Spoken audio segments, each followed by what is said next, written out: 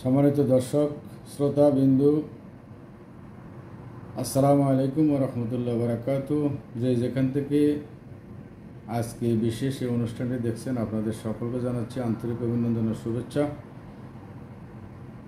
আমাদের এই দেশ বাংলাদেশ, আমরা অনেক যুদ্ধ হয়তো দেখি নাই। আমাদের পুরুষেরা দেশের জন্য, বাসার জন্য যে সমস্ত রাষ্ট্র আমাদের সঙ্গে বেমানি জুলুম অত্যাচারের বিপক্ষে বাংলার মানুষ, কৃষক, শ্রমিক, ছাত্র, জনতা,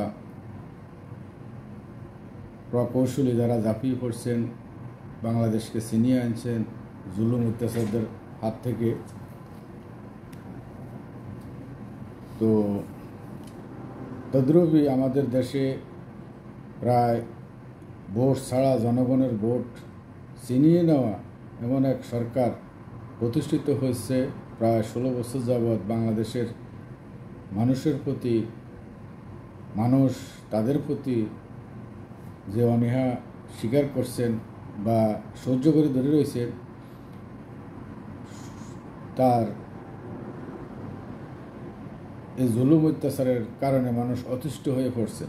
অনেক মানুষ মরেও গেছেন, অনেক মানুষ গুম করেই ফেলছেন, অনেক মানুষকে জেল জুলুম অত্যাচার করে দেশ থেকে বিতাড়িত করছে। তো সেই সুবাদে আমাদের ছাত্র জনতা এদের সাথে ঐক্য করে জুলাই মাসে যে গণ অভ্যুত্থান হয়েছিল, তার মধ্যে 2024 সালে বাংলাদেশ আবারও স্বাধীন একটা রাষ্ট্র হিসাবে স্বীকৃতি পেয়েছে। তদ্রূপে এর পরিবর্তে, এই ত্যাগ তিতিক্ষার পরিবর্তে যারা জীবন দিয়েছেন, যারা চোখ হারিয়েছেন, যারা পঙ্গুত্ব বরণ করছেন, যাদের এই ত্যাগের বিনিময়ে, জীবনের বিনিময়ে একটা দেশকে জুলুম অত্যাচারের হাত থেকে রক্ষা করে ছিনিয়ে আনছে, তাদের প্রতি আমি শ্রদ্ধা জানাই এবং তাদের আত্মার রুহের মাগফিরাত কামনা করছি এবং তাদের পরিবারের প্রতি সমবেদনা জানাচ্ছি। যাই হোক বন্ধুরা, আমাদের অন্তর্বর্তী সরকারের প্রধান উপদেষ্টা নোবেলজয়ী ডক্টর মোহাম্মদ ইউনূস স্যার আজকে জাতির উদ্দেশ্যে অন্তর্বর্তী সরকারের 100 দিন পূর্ণ উপলক্ষে জাতির উদ্দেশ্যে একটি গঠনমূলক, জাতিকে আশ্বস্ত করেছেন এমন একটি বক্তব্য জাতির উদ্দেশ্যে দিয়েছেন। সেই উদ্দেশ্যে যারা ত্যাগ তিতিক্ষা স্বীকার করি এদেরকে প্রধান উপদেষ্টার জায়গায় পদ বানিয়ে দিয়েছেন। অনেক কিছু বলছেন, কথা হয়তো আমি বিস্তারিত বলবো না, বলতেও পারতেছি না, কারণ অনেক লম্বা একটা ভাষণ। আমি আপনাদের সরাসরি আমাদের প্রধান উপদেষ্টা ডক্টর ইউনূস স্যারের বক্তব্যটা শোনার জন্য, আপনাদের সকলকে দেখানোর জন্য বিশেষভাবে অনুরোধ করছি। দেখেন। আল্লাহ হাফেজ।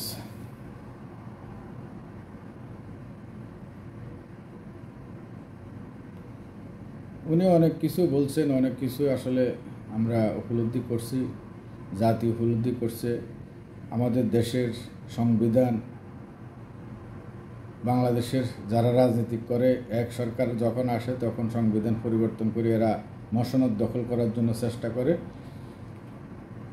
তো কিছু এদের প্রধান যে অঙ্গীকার, রাষ্ট্রকে পূর্ণাঙ্গ সংস্কার করবে এবং আমাদের বাংলাদেশের যে অর্থনীতি, সেই অর্থনীতিটা আবার পুনরায় ফিরিয়ে আনার চেষ্টা, তোড়জোড়ভাবে এরা চেষ্টা করতেছেন।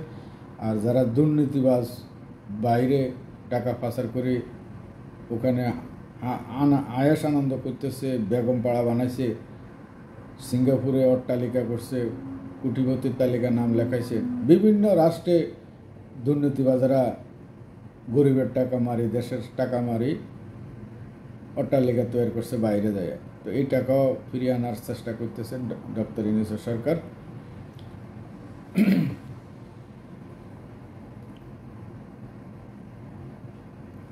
তো আমি আপনাদের সরাসরি নিয়ে যাচ্ছি ডক্টর ইউনূস স্যারের বক্তব্যটা শোনার জন্য।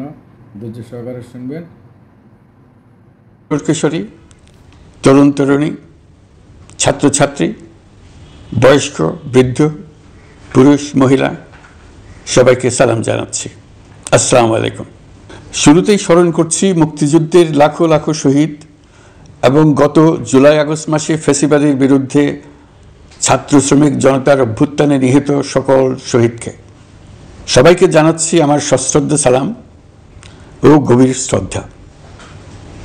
আরও স্মরণ করছি তাদের, ফ্যাসিবাদী শক্তির বিরুদ্ধে লড়াই করে যারা আহত হয়েছে, পঙ্গুত্ব বরণ করেছে, চোখের দৃষ্টি হারিয়েছে, যারা 9 দফা নিয়ে দাঁড়িয়েছে, যারা 1 দফা নিয়ে দাঁড়িয়েছে, যারা দেশকে এক হিংস্র স্বৈরাচারের হাত থেকে বাঁচিয়ে। ছাত্র শ্রমিক জনতার অভূতপূর্ব গণ অভ্যুত্থানের পর ফ্যাসিস্ট সরকার প্রধান পালিয়ে গেলে দেশ সরকার শূন্য হয় সাময়িকভাবে। পুলিশ প্রশাসন এ সময় সম্পূর্ণ নিষ্ক্রিয় হয়ে পড়লে উদ্বেগজনক এক পরিস্থিতির সৃষ্টি হয়। স্বৈরশাসনে বিপর্যস্ত এই দেশকে আমাদের সবাইকে মিলে পুনর্গঠন করতে হচ্ছে। জুলাই আগস্ট বিপ্লবের পর আমরা এমন একটি দেশ হাতে পেয়েছি যার সর্বত্র ছিল বিশৃঙ্খলা। স্বৈরশাসন টিকিয়ে রাখতে আইনশৃঙ্খলা বাহিনীকে জনগণের মুখোমুখি দাঁড় করিয়ে দেওয়া হয়েছিল। বিপ্লব চলাকালে প্রায় 1,500 ছাত্র শ্রমিক জনতার শহীদী মৃত্যু হয়। আমাদের সরকার প্রতিটি মৃত্যুর তথ্য অত্যন্ত যত্নের সাথে জোগাড় করছে। এই বিপ্লবে আহত হয়েছে 19,931 জন। আহতদের জন্য ঢাকার 13টি হাসপাতাল সহ বিভিন্ন বিশেষায়িত হাসপাতালে চিকিৎসার ব্যবস্থা করা হয়েছে। প্রতিদিনই তালিকায় আরও নতুন নতুন শহীদের তথ্য যোগ হচ্ছে, যারা স্বৈরাচারের আক্রোশের শিকার হয়ে এই পৃথিবী ছেড়ে চলে গেছেন। প্রতিটি হত্যার বিচার আমরা করবই। জুলাই আগস্ট হত্যাকাণ্ডের বিচারের যে উদ্যোগ আমরা নিয়েছি তার কাজও বেশ ভালোভাবে এগিয়ে যাচ্ছে। প্রথিত স্বৈরাচার শেখ হাসিনাকেও আমরা ভারতের কাছ থেকে ফেরত চাইব। কেবল জুলাই আগস্ট হত্যাকাণ্ডই নয়, আমরা গত 15 বছরে সব অপকর্মের বিচার করব। অসংখ্য মানুষ গুম হয়েছে, খুন হয়েছে। এই সময়ে আমরা গুমের তদন্তে একটা কমিশন গঠন করেছি। কমিশন প্রধান আমাকে জানিয়েছেন অক্টোবর পর্যন্ত তারা 1600 গুমের তথ্য পেয়েছেন। তাদের ধারণা এই সংখ্যা 3,500 ছাড়িয়ে যাবে। অনেকেই কমিশনের কাছে গুমের অভিযোগ করতে ভয় পাচ্ছেন, এই ভেবে যে অভিযুক্ত ব্যক্তিদের দ্বারা তারা আবার আক্রান্ত হতে পারেন, ক্ষতিগ্রস্ত হতে পারেন। আমি আপনাদের আশ্বস্ত করতে চাই, আপনারা দ্বিধাহীন চিত্তে কমিশনকে আপনাদের অভিযোগ জানান। কারো সাধ্য নাই আপনাদের গায়ে আবার হাত দেয়। গুম কমিশনের সদস্যদের কাছে ভুক্তভোগীদের যে বিবরণ আমরা পেয়েছি তা অত্যন্ত মর্মান্তিক। জুলাই আগস্টের বিপ্লবের পর ছাত্রছাত্রীরা শহর বন্দরের দেয়ালে দেয়ালে তাদের মনের কথা লিখেছে। তাদেরও লিখে গেছেন তাদের কষ্টের মর্মস্পর্শী বিবরণ। তাদের এইসব কষ্টের কথা শুনে আমাদের হৃদয় কেঁপে উঠেছে। এসবের সঙ্গে জড়িতদের আমরা বিচারের কাঠগড়ায় দাঁড় করাবই। অভিযুক্ত যত শক্তিশালী হোক, যে বাহিনীরই হোক, তাকে ছাড় দেওয়ার কোনো সুযোগ নেই। কেবল দেশে নয়, গুম, খুন ও জুলাই আগস্ট গণহত্যার সাথে জড়িতদের আমরা আন্তর্জাতিক আদালতেও বিচারের উদ্যোগ নিয়েছি। ইন্টারন্যাশনাল ক্রিমিনাল কোর্টের প্রধান কৌশলী করিম খানের সঙ্গে আমার এই ব্যাপারে ইতিমধ্যে কথা হয়েছে। আইনশৃঙ্খলা রক্ষাকারী বাহিনীগুলোর কোনো সদস্য কিংবা অন্য কেউ যাতে হত্যা, গুমসহ এই ধরনের কোনো অপরাধে জড়িয়ে পড়তে না পারে, এই জন্য আমরা গুম বিরোধী আন্তর্জাতিক সনদে স্বাক্ষর করেছি। আপনারা দেখেছেন জাতিসংঘের আন্তর্জাতিক মানবাধিকার বিষয়ক হাইকমিশনার ফলকার তুর্ক সম্প্রতি বাংলাদেশ সফর করেছেন। জাতিসংঘ জুলাই আগস্ট হত্যাকাণ্ডের তদন্তে, প্রিয় দেশবাসী, আমি আগেও জানিয়েছি, আবারও জানাচ্ছি, গণ অভ্যুত্থানে সকল শহীদদের পরিবারকে পুনর্বাসন করা হবে, একজনও বাদ যাবে না। সকল আহত শিক্ষার্থী, শ্রমিক, জনতার চিকিৎসার সম্পূর্ণ ব্যয় সরকার বহন করবে। আহতদের দীর্ঘমেয়াদী এবং ব্যয়বহুল চিকিৎসা এবং শহীদদের পরিবারের দেখাশোনার জন্য স্বাস্থ্য মন্ত্রণালয়ের নেতৃত্বে একটি পূর্ণাঙ্গ তালিকা প্রস্তুত করা হয়েছে। প্রতিটি শহীদ পরিবারকে সরকারের পক্ষ থেকে 30 লক্ষ টাকা দেওয়া হচ্ছে। যারা বুলেটের আঘাতে তাদের দৃষ্টিশক্তি হারিয়েছেন, তাদের চিকিৎসার জন্য নেপাল থেকে কর্নিয়া আনার ব্যবস্থা করা হয়েছে এবং যাদের প্রয়োজন তাদেরকে সরকারের পক্ষ থেকে বিদেশে চিকিৎসার জন্য পাঠানো হচ্ছে। জুলাই অভ্যুত্থানের কোনো শহীদ এবং আহত ছাত্র, শ্রমিক, চিকিৎসা সেবা এবং পুনর্বাসন পরিকল্পনা থেকে বাদ যাবে না। এটি অন্তর্বর্তীকালীন সরকারের অঙ্গীকার। এই গণঅভ্যুত্থানের শহীদের স্মৃতি ধরে রাখতে গঠিত জুলাই শহীদ স্মৃতি ফাউন্ডেশন বেশ পাকাপোক্তভাবে তাদের কাজ শুরু করেছে। এই ফাউন্ডেশনকে সরকার 100 কোটি টাকা অনুদান দিয়েছে। এছাড়াও জুলাই আগস্ট বিপ্লবে শহীদ পরিবারের পুনর্বাসন ও আহতদের সর্বোত্তম চিকিৎসা নিশ্চিত করার জন্য সমাজ কল্যাণ মন্ত্রণালয়ের পক্ষ থেকে $5 মিলিয়ন একটি বরাদ্দ প্রস্তাব অর্থনৈতিক সম্পর্ক বিভাগের মাধ্যমে বিশ্ব ব্যাংকে পাঠানো হয়েছে। পতিত স্বৈরাচার পুলিশকে দলীয় কর্মীর মতো ব্যবহার করেছে। বাধ্য হয়ে তাদের অনেকেই গণহত্যায় অংশ নিয়েছেন। খুবই স্বাভাবিক প্রতিক্রিয়া হিসেবে তারা জনরোষের শিকার হয়েছেন। এতে তাদের মনোবল অনেক কমে যায়। আমরা পুলিশের মনোবল ফিরিয়ে এনে তাদের আবার আইন শৃঙ্খলা রক্ষায় কাজে লাগানোর চেষ্টা করছি। এক্ষেত্রে অনেক দৃশ্যমান উন্নতিও হয়েছে। আইন শৃঙ্খলা রক্ষায় বাংলাদেশ সেনাবাহিনীকেও কিছু নির্বাহী ক্ষমতা দেওয়া হয়েছে, যা পরিস্থিতির দৃশ্যমান উন্নতিতে সহায়তা করেছে। আমি আপনাদের সবাইকে ধন্যবাদ জানাই। কঠিন এই সময়ে আপনারা সবাই অপরিসীম ধৈর্যের পরিচয় দিয়েছেন। ধন্যবাদ জানাই দেশের রাজনৈতিক দলের নেতৃবৃন্দকে। তারা তাদের কর্মীদের শান্ত থাকার আহ্বান জানিয়েছেন। প্রতিশোধ স্পৃহায় লিপ্ত হয়ে কেউ যাতে হানাহানিতে জড়িয়ে না পড়ে সেই আহ্বান জানিয়েছেন। আপনাদের সবাই এই আহ্বানে সাড়া দিয়েছেন। ফেসিবাদী শক্তি ভয় দেখিয়েছিল তারা ক্ষমতা ছাড়লে দেশে লাখ লাখ লোক মারা পড়বে। টানা 7 দিন পুলিশ প্রশাসন সম্পূর্ণ নিষ্ক্রিয় থাকার পরও ব্যাপক আকারে সহিংসতা এড়ানো গেছে। আমরা যখন দায়িত্ব গ্রহণ করি, বাংলাদেশ তখন সম্পূর্ণ অরক্ষিত একটা দেশ। এই সময় ধর্মীয় সংখ্যালঘুদের মধ্যে অহেতুক আতঙ্ক ছড়ানোর চেষ্টা করা হয়েছে। কয়েকটি ক্ষেত্রে তারা সহিংসতারও শিকার হয়েছেন। কিন্তু এটা নিয়ে যেসব প্রচারণা হয়েছে তা ছিল সম্পূর্ণ অতিরঞ্জিত। অল্প যে সমস্ত সহিংসতার ঘটনা ঘটেছে তার মূল কারণ ছিল রাজনৈতিক। কিন্তু এইসব ঘটনাকে ধর্মীয় আবরণ দিয়ে বাংলাদেশকে নতুন করে অস্থিতিশীল করে তোলার চেষ্টা করা হয়েছে। আপনাদের সবার সহযোগিতায় আমরা দৃঢ়ভাবে এই পরিস্থিতি সামাল দিয়েছি। আমাদের দায়িত্ব গ্রহণের 2 মাসের মাথায় দেশের দুর্গাপূজা উদযাপিত হয়েছে প্রায় 32,000 পূজা মণ্ডপে। দুর্গাপূজা উপলক্ষে নির্বাহী আদেশে একদিন অতিরিক্ত ছুটি ঘোষণা করা হয়, যা উৎসবের আমেজকে অনেক গুণ বাড়িয়ে দেয়। দুর্গাপূজাকে ঘিরে আমরা ব্যাপক নিরাপত্তা প্রস্তুতি নিই, যার ফলে দেশের হিন্দু সম্প্রদায় নির্বিঘ্নে তাদের উৎসব পালন করেছে। আমরা দায়িত্বে আসার পর যে অল্প কিছু ক্ষেত্রে তারা সহিংসতার শিকার হয়েছেন, আমরা তার প্রতিটি ঘটনার তদন্ত করেছি। শুধু হিন্দু সম্প্রদায় নয়, দেশের কোনো মানুষই যাতে কোনো রকম সহিংসতার শিকার না হয় সেজন্য আমরা যথাসাধ্য চেষ্টা করছি এবং সবসময় সে চেষ্টা করে যেতে থাকব। আপনারা জানেন, চলতি বছর বাংলাদেশের বিভিন্ন অঞ্চলে 6টি বন্যা হয়েছে। আপনাদের সবার সহযোগিতায় আমরা এই বন্যা মোকাবেলা করেছি। বাংলাদেশের দেশপ্রেমিক সশস্ত্র বাহিনী বন্যা মোকাবেলায় জনগণের সাথে কাঁধে কাঁধ মিলিয়ে কাজ করেছে। বন্যা মোকাবেলা ও বন্যা পরবর্তী পুনর্বাসনের লক্ষ্যে বিশ্বব্যাংকের $250 মিলিয়ন অনুদান এবং স্থানীয় অনুদানের মাধ্যমে 100 কোটি টাকারও বেশি অর্থ সংগ্রহ করা হয়েছে। বন্যার ফলে অনেক জায়গায় ফসলহানি হয়েছে, ব্যাহত হয়েছে পণ্য সরবরাহ শৃঙ্খল। বন্যা পরবর্তী সময়ে বাজারে শাকসবজি সহ নিত্য প্রয়োজনীয় পণ্যের দাম বেড়েছে, ফলে আপনাদের কষ্ট হয়েছে। নিত্য পণ্যের দাম সহনীয় পর্যায়ে রাখতে আমরা যথাসাধ্য চেষ্টা করছি। বাজারে ডিমের সরবরাহ বাড়ানোর জন্য আমরা 9.5 কোটি ডিম আমদানির অনুমতি দিয়েছি। এই জন্য প্রয়োজনীয় শুল্ক ছাড়ও দেওয়া হয়েছে। বন্যার ফলে চালের উৎপাদন ব্যাহত হওয়ায় চাল আমদানিতে শুল্ক ছাড় দেওয়া হয়েছে।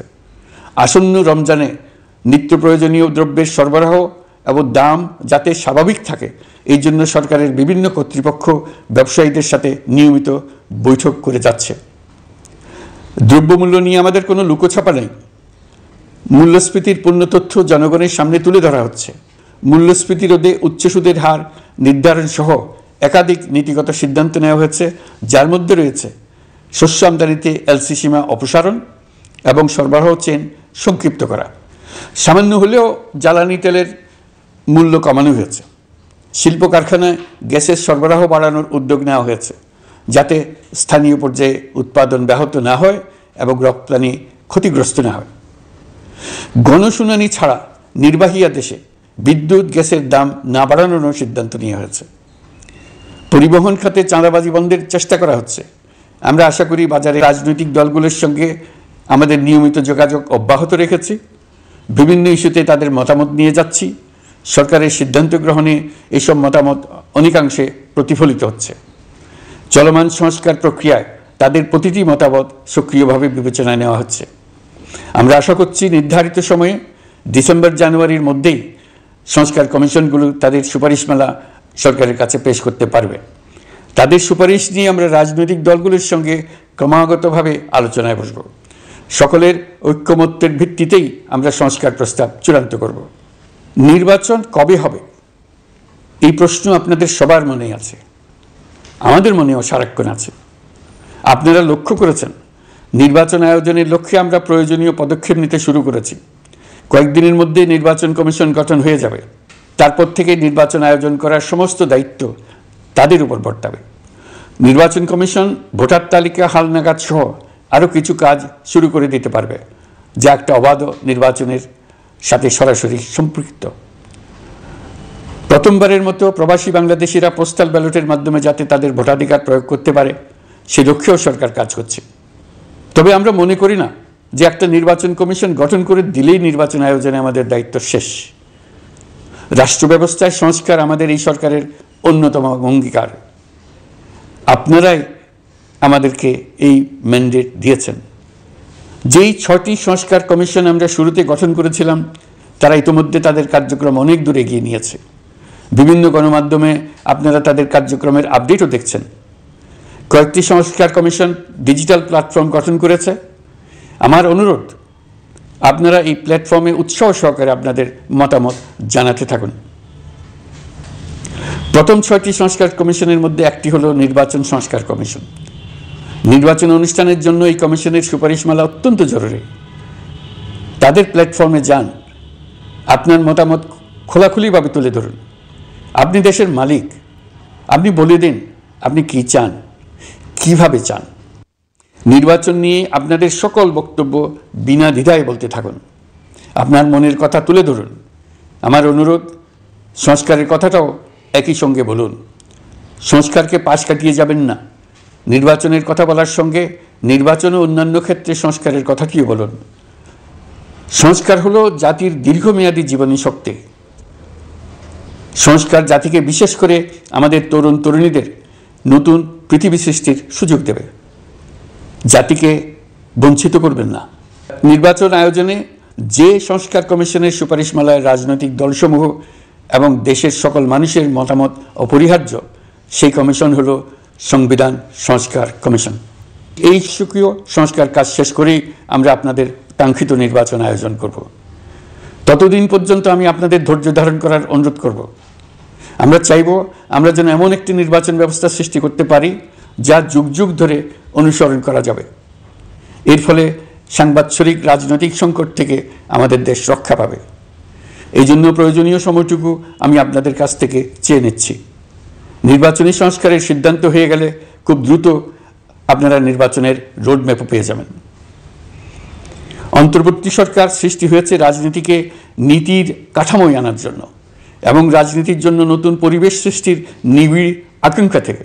এই আকাঙ্ক্ষা পূরণ করা থেকে জাতিকে বঞ্চিত করবেন না।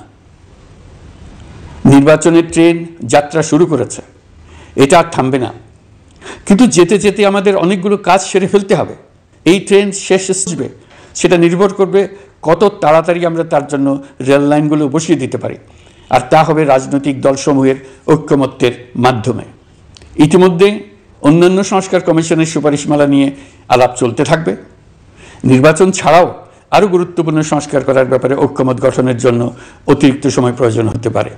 দেশবাসীর কাছে, বিশেষ করে রাজনৈতিক দলগুলির কাছে আমরা ক্রমাগতভাবে প্রশ্ন তুলতে থাকব, কী কী সংস্কার নির্বাচনের আগে আপনারা করে নিতে চান। নির্বাচনের আয়োজন চলাকালীন কিছু সংস্কার হতে পারে। সংস্কারের ব্যবসায়ী, শ্রমিক, কৃষক নির্বিশেষে সবার কাছে আহ্বান জানাচ্ছি। আশা করি আপনারা আমার এই আবেদন গ্রহণ করবেন। দেশে সংগঠিত অন্যান্য অপরাধের বিচার প্রক্রিয়া ত্বরান্বিত করার জন্য দেশের বিভিন্ন জেলায় সহস্রাধিক প্রসিকিউটর নিয়োগ দেওয়া হয়েছে। হাইকোর্টে ইতিমধ্যে নিয়োগ দেওয়া হয়েছে 23 জন নতুন বিচারক। বিচার বিভাগকে ঘুষ ও দুর্নীতিমুক্ত করার জন্য সম্ভব সব ধরনের চেষ্টাই করা হচ্ছে। বিচারপতিদের নিয়মতান্ত্রিক উপায়ে শাস্তিমূলক ব্যবস্থা গ্রহণের জন্য সুপ্রিম জুডিশিয়াল কাউন্সিল পুনর্বহাল করা হয়েছে। শুধু বিচার বিভাগই নয়, সর্বগ্রাসী দুর্নীতির হাত থেকে দেশের সব খাতকেই রক্ষা করতে আমরা সচেষ্ট হয়েছি। দুর্নীতি দমন কমিশন পুনর্গঠনের কাজ প্রায় শেষ পর্যায়ে। দুর্নীতি ও অর্থ পাচারে অভিযুক্ত প্রভাবশালী 150 ব্যক্তির তালিকা তৈরি এবং 79 জনের বিরুদ্ধে অনুসন্ধান শুরু হয়েছে। 15% হারে আয়কর পরিশোধ করে অপ্রদর্শিত পরিসম্পদ অর্থাৎ কালো টাকা সাদা করার বিধান বাতিল করা হয়েছে। সরকারি কার্যক্রমকে গতিশীল করতে বিভিন্ন পর্যায়ের 19,084 জন কর্মকর্তা কর্মচারীকে পদোন্নতি, 13,429 জনকে বদলি এবং 12,636 জনের বিরুদ্ধে শাস্তিমূলক ব্যবস্থা গ্রহণ করা হয়েছে। গুরুত্বপূর্ণ নীতি নির্ধারণী সিদ্ধান্ত গ্রহণ করা হয়েছে। ছাত্রছাত্রীদের দাবি মেনে ইতিমধ্যে সরকারি চাকরির বয়সসীমা 32-এ উন্নীত করা হয়েছে। আমরা জানি আমাদের কাছে আপনাদের আরও অনেক দাবি দেওয়া আছে। দীর্ঘদিনের অপশাসন, অত্যাচার, অনাচারের ফলে আপনাদের মনে অনেক ক্ষোভ পঞ্জীভূত হয়েছে। দেশে বাক স্বাধীনতা না থাকায় আমরা কেউ আমাদের মতামত, দাবি দাওয়া প্রকাশ করতে পারিনি। আমরা আপনাদের প্রতিটি দাবির প্রতি সহানুভূতিশীল। আমরা ধৈর্য সহকারে আপনাদের কথা শুনতে চাই, কিন্তু সেজন্য আপনারা সড়ক অবরোধ করে জনদুর্ভোগ সৃষ্টি করলে আমাদের সকলেরই অসুবিধা হয়। আমাদের একান্ত অনুরোধ, আপনারা নির্দিষ্ট চ্যানেল মেনটেন করে আপনাদের দাবি দেওয়া পেশ করবেন। আমাদের বৃহৎ রপ্তানি পণ্য গার্মেন্টস শিল্পে গত কিছুদিন ব্যাপক অস্থিরতা বিরাজ করছে। ফ্যাসিস্ট সরকারের সুবিধাভোগী বেশ কিছু গার্মেন্টস মালিক পালিয়ে যাওয়ায় শ্রমিকদের বেতন ভাতা নিয়ে অনিশ্চয়তা তৈরি হয়েছে ছিল। শ্রমিকরা তাদের দীর্ঘদিনের বঞ্চনার প্রতিবাদ জানাতে এবং অনিশ্চয়তা থেকে মুক্তি পেতে রাস্তায় নেমে আসে। আমরা তাদের কথা শুনেছি, তাদের আলোচনার টেবিলে নিয়ে আসতে পেরেছি। আমরা অত্যন্ত আনন্দিত যে মালিক শ্রমিকের মধ্যে 18 দফার একটা ব্যাপক ভিত্তিক চুক্তি স্বাক্ষরিত হয়েছে। বড় ধরনের কোনো সহিংসতা ছাড়াই আমরা শ্রমিক অসন্তোষ নিরসন করতে পেরেছি। তারা আবার উৎপাদনে ফিরেছে। এতে প্রাণ ফিরে পেয়েছে বাংলাদেশের রপ্তানিমুখী এই শিল্প। নানা প্রতিকূলতা সত্ত্বেও অক্টোবর মাসে আমাদের রপ্তানিতে প্রবৃদ্ধি হয়েছে প্রায় 21%। আমরা যখন কাজ শুরু করেছি দেশের অর্থনীতি ছিল বিপর্যস্ত, বৈদেশিক মুদ্রার রিজার্ভ ছিল তলানিতে। আসার কথা, এই রিজার্ভ পরিস্থিতি এখন উন্নতির পথে। গত 3 মাসে রিজার্ভে কোনো রকম হাত না দিয়েই আমরা প্রায় $2 বিলিয়ন বৈদেশিক ঋণ শোধ করতে পেরেছি। জ্বালানি তেল আমদানিতে পুঞ্জীভূত বকেয়ার পরিমাণ $478 মিলিয়ন হতে কমিয়ে $160 মিলিয়ন আনতে পেরেছি। অর্থনীতি পুনরুদ্ধারে আমরা সর্বাত্মক চেষ্টা চালিয়ে যাচ্ছি। বিশ্বব্যাংক, IMF সহ বিভিন্ন দাতা সংস্থা ইতিমধ্যে ঋণ ও অনুদান হিসেবে $8 বিলিয়ন দেওয়ার প্রতিশ্রুতি দিয়েছে, যা আমাদের ভঙ্গুর অর্থনীতিকে সচল করতে সক্ষম হবে। পতিত সরকার আমাদের জন্য যে ভঙ্গুর অর্থনৈতিক পরিস্থিতি রেখে গিয়েছে, তাতে রাজস্ব আদায়ে গতি আনতে হিমশিম খেতে হচ্ছে জাতীয় রাজস্ব বোর্ডকে। এর মধ্যেও জুলাইয়ের নেতিবাচক অবস্থা থেকে অক্টোবর নাগাদ রাজস্ব আদায়ে 9% প্রবৃদ্ধি অর্জিত হয়েছে। আগের অর্থ বছরের সংশোধিত বাজেটে বিপুল রাজস্ব ঘাটতি ছিল, যে কারণে এবার শুরু থেকেই রাজস্ব আদায়ের লক্ষ্যমাত্রা অনেক বেড়ে যায়। এর ফলে স্বৈরাচার পতনের পরবর্তী 3 মাসে 9.5% রাজস্ব বৃদ্ধির পরেও লক্ষ্যমাত্রার বিপরীতে 23%-এর বেশি ঘাটতি থেকে যায়। রাজস্ব আদায়ের গতি আনতে আমি এখন অনলাইনে আয়কর রিটার্ন জমা দিতে উৎসাহিত করছি। আন্তর্জাতিক সাহায্য সংস্থা, বিশ্বব্যাংক, IMF, UNDP ইত্যাদি প্রধানদের সঙ্গে আমার দীর্ঘ বৈঠক হয়েছে। তারাও বাংলাদেশকে নতুনভাবে এবং সর্বাত্মকভাবে সাহায্যের জন্য তাদের আগ্রহ ব্যক্ত করেছেন। চীনের পররাষ্ট্রমন্ত্রীর সঙ্গে একান্ত বৈঠকে চীনের পক্ষ থেকে যাবতীয় সাহায্যের আশ্বাস দিয়েছেন। 100 দিন আগে আর্থিক দিক থেকে আমরা যে লণ্ডভণ্ড অবস্থা থেকে যাত্রা শুরু করেছিলাম, সেটা এখন অতীত ইতিহাস হয়ে দাঁড়িয়েছে। এই 100 দিনে অর্থনীতি সবল অবস্থানে চলে আসছে। এটা সম্পূর্ণ নিজস্ব নীতিমালা দিয়ে হয়েছে। বলা বাহুল্য, এখনও আমাদের বন্ধুদের কাছ থেকে যে সাহায্যের আয়োজন হয়েছে তা আসা শুরু করেনি। বন্ধু রাষ্ট্রগুলো শুধু যে আমাদের বড় বড় অঙ্কের সাহায্য দিয়ে আসছে তাই নয়, তারা এই সাহায্য দ্রুততম সময়ে আসা শুরু করবে এই প্রতিশ্রুতিও আমাকে দিয়েছেন। এই সাহায্য আসা শুরু করলে আমাদের অর্থনীতি অত্যন্ত মজবুত এবং আকর্ষণীয় অর্থনীতিতে পরিণত হবে। বিদেশি বিনিয়োগকারীরাও নানা রকম বিনিয়োগে উৎসাহিত হয়ে এগিয়ে আসবে। বিনিয়োগকারীদের সঙ্গে এখন থেকে আমরা আলোচনা শুরু করে দিয়েছি। বিশ্বের রাষ্ট্রপুঞ্জের মজলিসে আমরা এখন সম্মানিত এবং প্রশংসিত দেশের অবস্থানে পৌঁছতে পেরেছি। এর কারণে পরাজিত শক্তি নানা কৌশল করেও তাদের দিকে দৃষ্টি আকর্ষণ করতে পারছে না। তারা নানা চেহারা নিয়ে আপনাদের প্রিয় পাত্র হবার চেষ্টা করছে। পরাজিত শক্তির ষড়যন্ত্র থেকে নিজেকে মুক্ত রাখুন, দেশকে মুক্ত রাখুন। এই ব্যাপারে অনড় থাকুন। এমন কিছু করবেন না যা তাদেরকে উৎসাহিত করতে সাহায্য করে। তাদেরকে সকল দিক থেকে নিরাশ করুন। সেটা নিশ্চিত করতে পারলে আমাদের আর কোনো বিষয়ে সংশয় করার প্রয়োজন নেই। সরকারের পক্ষ থেকে আমি নিশ্চয়তা দিচ্ছি, সকল প্রকার সীমাবদ্ধতা সত্ত্বেও আমরা আপনাদেরকে একটা মজবুত অর্থনীতি দিয়ে যাব। ভবিষ্যতে চলার পথকে সহজগম্য করে যাব। নাগরিক অধিকারসমূহ নিশ্চিত করে যাব। বিপক্ষ শক্তি যত শক্তিশালী হোক, নাশকতা সব কিছু নস্যাৎ করার জন্য প্রস্তুত থাকুন। এবার যে মুক্তি আমরা অর্জন করেছি তা আমাদের কাছ থেকে কেউ যেন ছিনিয়ে নিতে না পারে, তার জন্য সর্বমুহূর্তে প্রস্তুত থাকুন। আপনারা জেনেছেন পতিত সরকার ও তার দোসররা প্রতি বছর দেশ থেকে 12 থেকে 15 বিলিয়ন ডলার পাচার করেছে। দুর্নীতি বিরোধী সংস্থা ট্রান্সপারেন্সি ইন্টারন্যাশনাল বাংলাদেশ সম্প্রতি এই তথ্য দিয়েছে। সচিব সহ বিশ্বের অনেক দেশের সরকার প্রধানের সঙ্গে আমার বৈঠক করার সুযোগ হয়। তারা স্বতঃস্ফূর্তভাবে আমাদের প্রতি সর্বাত্মক সহযোগিতা প্রদানের অঙ্গীকার ব্যক্ত করেছেন। নেপাল, মালদ্বীপ, পাকিস্তান সহ প্রতিবেশী দেশে ফিরে আসার পর এইসব দেশের রাষ্ট্রদূত আছেন স্বতঃপ্রবৃত্ত হয়ে আমার সঙ্গে দেখা করে তাদের সরকার প্রধানদের অঙ্গীকার পুনর্ব্যক্ত করে গেছেন। তারা সম্পূর্ণ নতুনভাবে আমাদের জন্য সহায়তার নতুন ছক তৈরি করার কাজ শুরু করেছেন। ইউনিয়নের 27 জন রাষ্ট্রদূত একত্র হয়ে সরকারের সঙ্গে আলোচনায় বসেনি। দিল্লি থেকে এই বিশাল সংখ্যক রাষ্ট্রদূত একসঙ্গে বৈঠক করার জন্য কোনোদিন আসেনি। এবার এই কাজটি করার পেছনে আছে ইউরোপিয়ান ইউনিয়নের সমর্থন প্রকাশ করা এবং অর্থনৈতিক ক্ষেত্রে উচ্চ পর্যায়ের সহযোগিতা গড়ে তোলা। ইতিমধ্যে আমার সঙ্গে দেখা করেছেন সৌদি আরব, সংযুক্ত আরব আমিরাত, ব্রাজিল, তুরস্ক, রাশিয়া, ফিনল্যান্ড, সিঙ্গাপুর, লিবিয়া সহ অনেক দেশের রাষ্ট্রদূত। দ্বিপাক্ষিক নানা সহযোগিতা সহ বাণিজ্য বিনিয়োগ বৃদ্ধির আশ্বাস তারা দিয়েছেন। আমরা প্রবাসী বাংলাদেশিদেরও বেসরকারি খাতে বিনিয়োগ করার জন্য আহ্বান জানাচ্ছি। বাংলাদেশের অর্থনৈতিক উন্নয়নে তরুণদের কর্মসংস্থানের মূলে রয়েছে বেসরকারি খাত।